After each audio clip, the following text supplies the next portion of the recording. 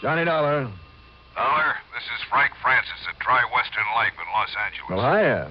How soon do you think you can get on out here? Well, it's early evening here in the east. Sometime tomorrow morning be all right? Well, I suppose it'll have to be. But unless you can get here before noon, there may be no point in your coming at all. Noon your time. Yeah. Well, it's easy. There's a jet flight out of New York around 8 a.m. Eastern time. It'll get me to L.A. International around 11 your time. Good, good. I'll meet you at the airport. Oh, what seems to be the trouble, Mr. Francis? The recent death of one of our policyholders, Dollar. I hope you'll be able to find out for us if it was accidental or suicide. Oh? Or possibly even murder. Murder. Yes. Okay.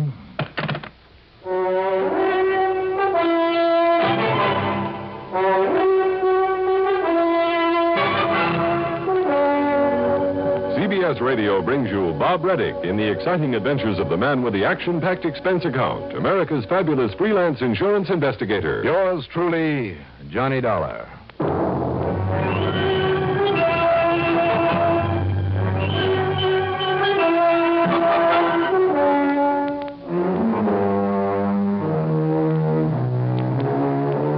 Expense account submitted by Special Investigator Johnny Dollar to the Tri-Western Life Insurance Company, Los Angeles office.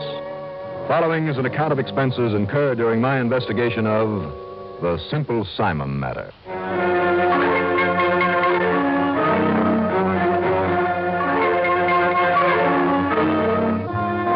Expense account item 1, early the next morning. $180.40 plane fare. The usual prevailing westerly winds didn't prevail, so the flight was even faster than scheduled. And the big jet set down at the L.A. International Airport well before 11 a.m. Pacific time, that is. True to his word, Frank Francis was there and waiting for me. Right over here, Dollar. Oh, okay, Frank. Oh, excuse me, please. Will you excuse me, please? If you have any heavy luggage waiting to be taken off the plane, I'm afraid we'd better pick it up later. Everything I own is in this kind of glorified briefcase. Good, good. Because we have to be sure that we're back in my office before noon. Come on. My car's out here at the curb. All right. But why is the time element so important? Because of a phone call I'm expecting. For you. Get in, Johnny. Phone call for me? Yeah. Come on, get in, huh? From whom, Frank? I'll tell you all about it on the way in. All right, whatever you say.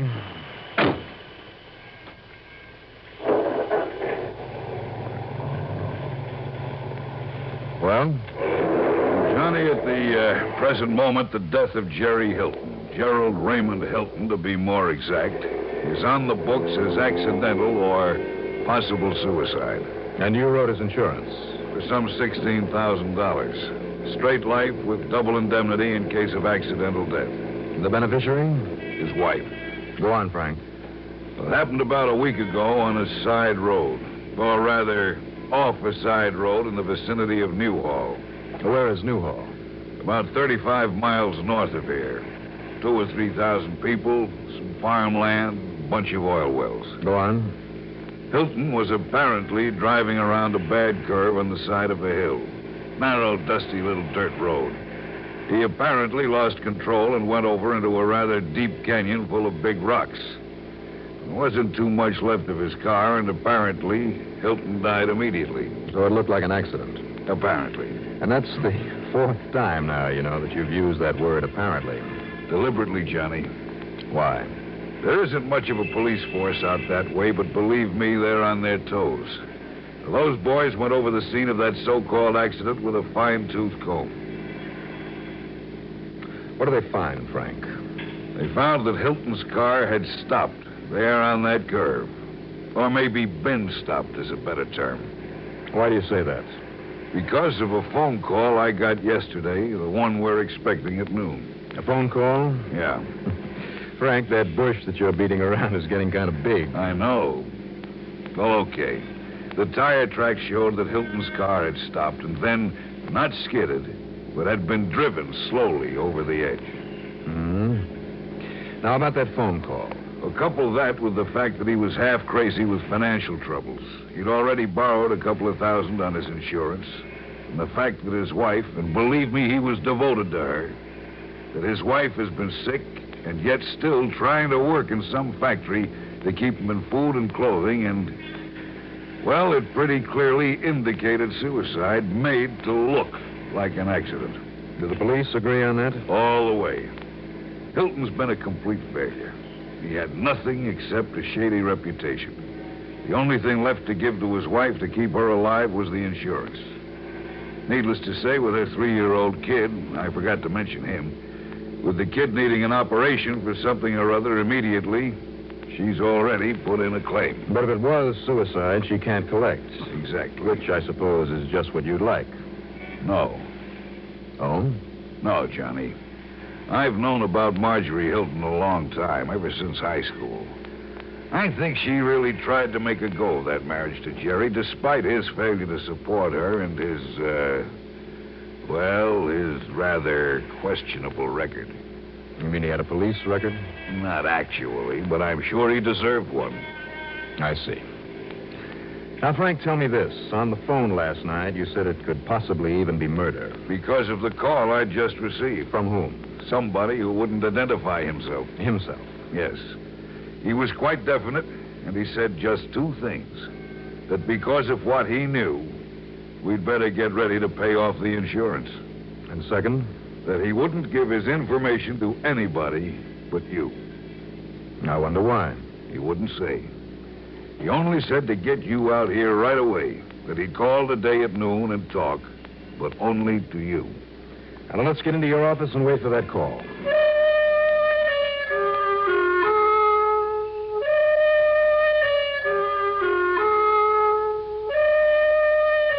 Or maybe it was just a gag, Frank, because according to my watch, it's nearly 10 minutes after 3. You forgot to reset it on the way out here. Oh, yeah.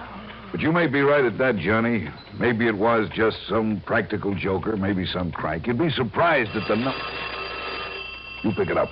I'll take it on this extension here. Right. Hello? I have a person-to-person call for Mr. Johnny Dollar. Yeah, from where, operator?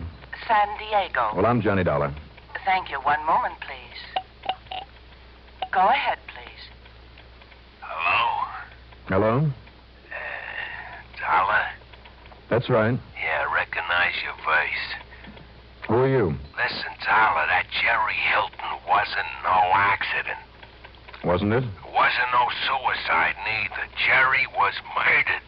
I know who done it. Well, now, unless you tell me who you are... Don't make no difference, not yet. But when you meet me tonight, so's I can tell you what I know. I'll meet you where? On the Tascadero Pier, down here in Dago.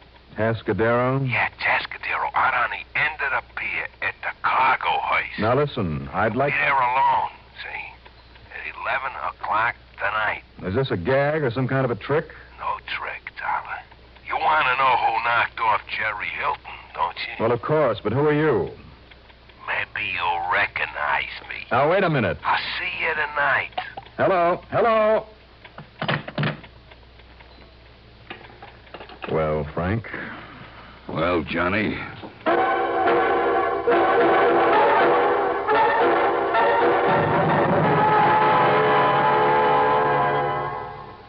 There are many who hold blindly that all is perfect with these United States. But former President Eisenhower did not believe this. He formed a nonpartisan commission to look into our national ways and to set forth, after thorough examination, a list of national goals. The kind of America we can be in the future, the impression we make on the rest of the world. Our national image depends on how fully the nation follows the recommendations of this nonpartisan commission. The complete report has been made up into a booklet, which is yours free if you want it. CBS Radio and its affiliated stations believe this to be an important national statement. We hope you'll send for it. Simply send your name and address on a postcard to Goals, Box 1776, New York 17, New York.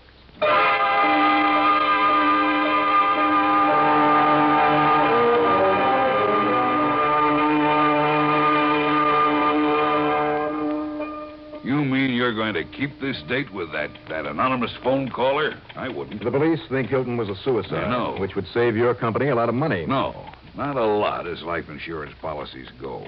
And I'd much prefer to see it paid out to his widow.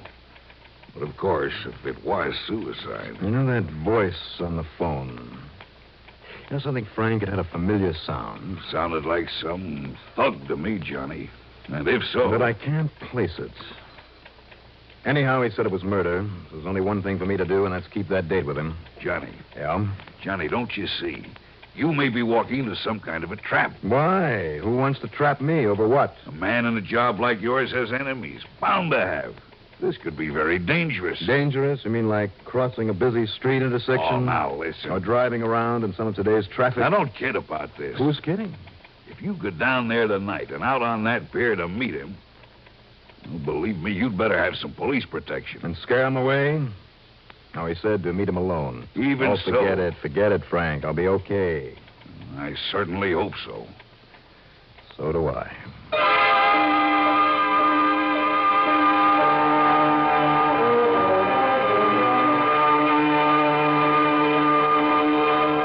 Expense account item 2. $50 deposit on a rental car. Before driving the 130 miles of freeway down to San Diego, though, I got her address from Frank and paid a visit to Jerry Hilton's widow, Marjorie. She was small, thin, about 23 or 24, pretty in her own way, but with far too many lines of care in her face for one of her age. The second-floor apartment was tiny and badly furnished. My little boy Tommy lay on a small cot in the corner of the bedroom, and he was a mighty sick-looking kid. However, she told me a free clinic had agreed to do the rather serious intestinal operation that was needed. I wondered why she hadn't thought of a clinic before. And when I get the insurance money, I guess I better pay him for it, hadn't I, Mr. Dollar?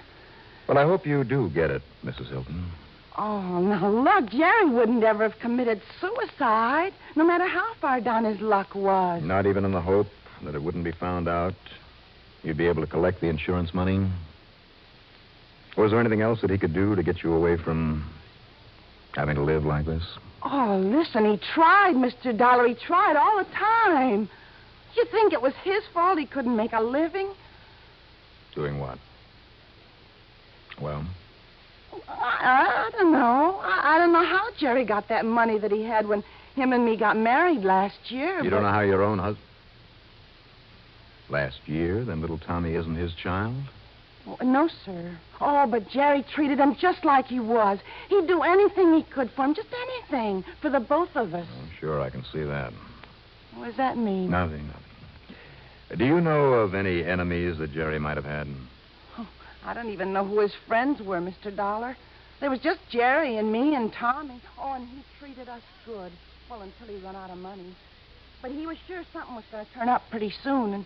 Something legitimate? You mean you think that Jerry could ever do anything crooked? Do you? But then you don't seem to have known very much about him. Well, all I know is he was good to me. He was good to the both of us. He was a lot better than that punk.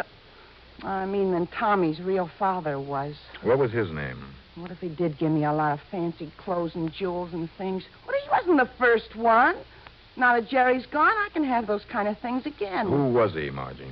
His name was Allie Parsons. When Tommy was born, he walked out on me. Alfred H. Parsons, and the H stands for heroin. You're talking about a man the narcotics squad has been after for the past 5 years. Oh, well, all I know, he was always hiding away from somebody or something. When he come around and tried to see me again a couple of weeks ago, well, Jerry threw him out. And came to see you, huh? Yeah.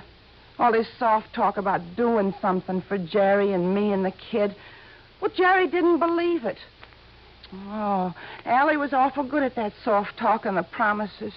Even to getting me back with him, time after time when I was married to him. I'm wise to him now. I told Jerry, and he threw him out. A couple of weeks ago. Yeah. Has Allie been back since Jerry died? Well, why should he? Well, you look a little pale and worn and tired. Maybe even a little hungry, Mrs. Hilton. But you're a very attractive girl, nonetheless. What? Well, thanks. Thanks very much. Now I've got to meet that man in San Diego. Here. This is just in case Tommy needs something extra while he's in the hospital. $50? I think the insurance company would okay this sort of an advance. Well, I thought you were trying to tell me they wouldn't pay. Well, maybe I've changed my mind. But there was something about Marjorie Hilton that puzzled me, in spite of the way she talked. Or maybe because of it. Somehow she made me think of the typical movie gun moll who'd play along with anybody she thought was on the way up. I drove down to San Diego. While it was still daylight, I got a line on the Tascadero Pier. It was one of the older ones, some distance below the main part of that busy port. There were no ships tied up to it, nothing but trash in the long warehouse built up on it. All in all, it was in pretty bad shape, probably in line for condemnation by the progressive city of San Diego. I hoped there'd be plenty of light on it when it came time for my meeting out there on the end of it. Speaking of time, I killed a couple of hours in a movie, and then had dinner in the grill room of the U.S. Grant, took in another movie, and it all adds up to item 3, $12.50. By then, it was nearly 11 p.m. There was no moon. Or if there was, you couldn't see it because of the heavy fog that had settled down over the waterfront. No, why kid about it?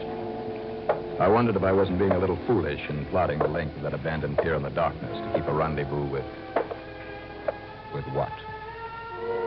Even if the pier had been well lighted, I wouldn't have been able to see more than 20 or 30 feet ahead of me. I found myself walking softly, listening for, well, perhaps for the footsteps of somebody else. But who? I didn't even know the name of the man I was supposed to meet out there, much less what he was really up to. Sure, I had the old .38 handy, but in that darkness, in that fog. Dollar. Dollar, over here. Come on, but quiet, see? Yeah, sure. Here beside this big box where nobody can see us. See us? Are you kidding in this pea super? That's it. Now listen, I gotta talk fast. Simon. Yeah. Simon Hacker, simple Simon. That's right, but not too simple to look out for myself. So now listen. You're the punk I chased halfway across the state of Kansas once and then had to let go because you didn't have what I was after. Only you didn't really have to let me go. You could have nailed me. Yes, and you're the punk who couldn't or wouldn't tell the cops where they could lay their hands on Allie Parsons. All right, so now I do know where he is. So could I go to the cops? Sure. Why, you think they'd believe me now? You think they wouldn't just lock me up for life? Darn fool, they'd do anything for you to get information on Parsons. Yeah, but you think Allie wouldn't find out if I did? You think he wouldn't kill me for it? Like he knocked off Jerry Hilton, maybe? Well, did he, Simon? Listen, I know that you'll protect me. You're the only dick that ever give me a break. Simon? And when you nail him, Allie Parsons, for what I'm telling you, maybe you could get me off of the hook with the cops. Maybe.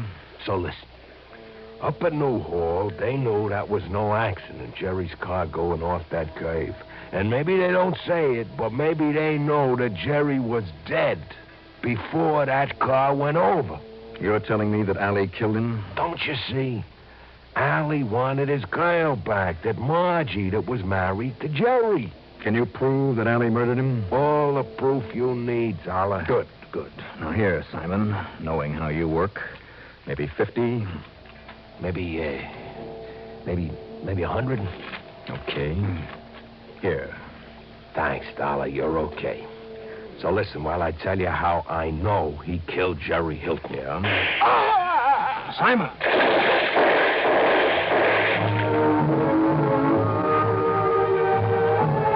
Those last 3 shots from somewhere in the foggy darkness of the pier had been meant for me. I dove in over the edge, and then slowly, quietly swam in among the pilings back to the shore. Soaking wet, I piled into my car and drove to the headquarters of the harbor police.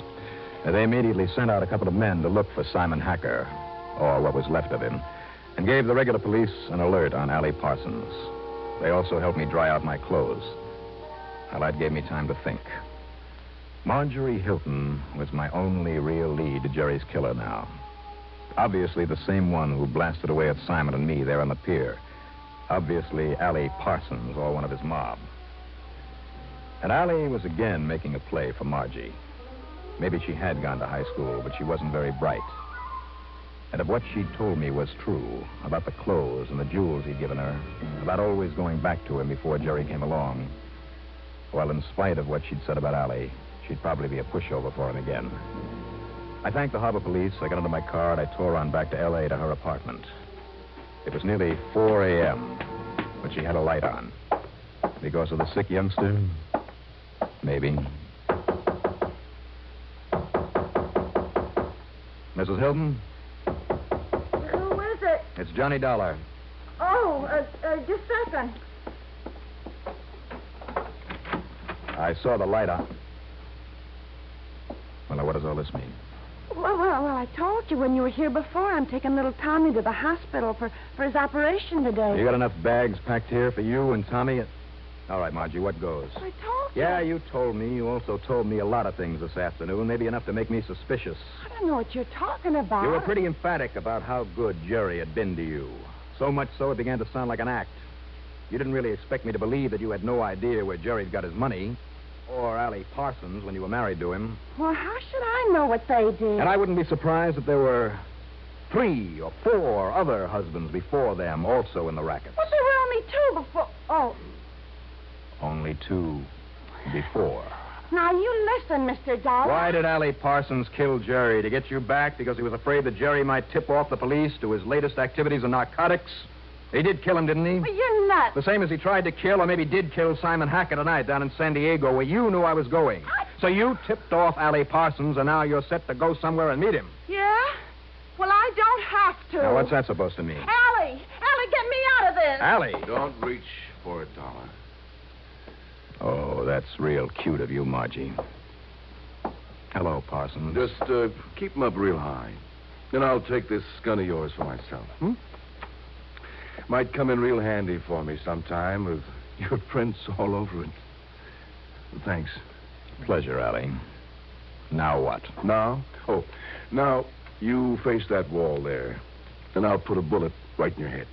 You see, now that you know I killed Jerry, I've got to get rid of you, too. Now listen, no. Allie. Shut up, Margie. It's the only way. Of course, you know what the sound of a shot will bring, Parsons. With this nice old-fashioned silencer? But close the door to the hall anyway, will you, Margie? Oh, sure, Allie, but don't you think... Shut maybe up it'd be and close the door. Okay, whatever you say, only... Oh, no, you... Hold it, Parsons. Simon! Watch out, Allie! Come! Okay, boys, that's enough. That's enough. Okay, Lieutenant. Like the U.S. Marines, Lieutenant. Well, Dollar, when they hauled Simple Simon here out of the drink and he told the boys what was going on. Wait a minute. How do you feel, Simon? Not so hot, Dollar. I guess I kind of waited too long to go straight. Easy, Simon, easy. But I tried, Dollar. I tried. Yeah, Simon. I'm afraid you did wait too long. But you tried. Want to take over, Lieutenant? Margie and the boy, I don't know. I kind of felt sorry for the poor kid, Tony. But her, I can't help wondering if she even deserves a break. Expense account total, including the trip back to Hartford, we'll call it $450 even. Yours truly, Johnny Dollar.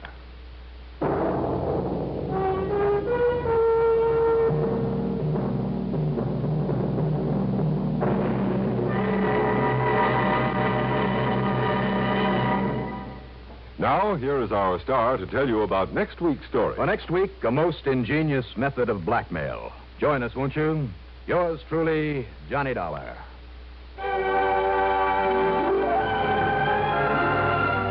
Yours truly, Johnny Dollar, starring Bob Reddick, is written by Jack Johnstone, produced and directed by Bruno Zerato Jr., musical supervision by Ethel Huber.